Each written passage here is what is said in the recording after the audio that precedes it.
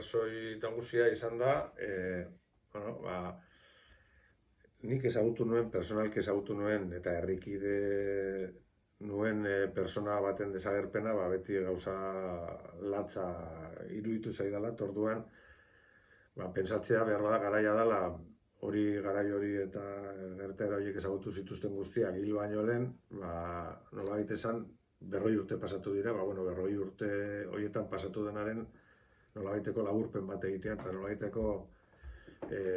mugarri bat jartzeko, hemendik aurrera, beste batzuk behar bada segituko dute ikerketa horrekin, baina, bintzat ikuiko dute ja urte batzu barru ere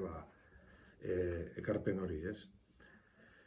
Hain zuzen ere oso importantea dalako, edo niri ere oso importantea iruditzen zaidalako, jende gazteak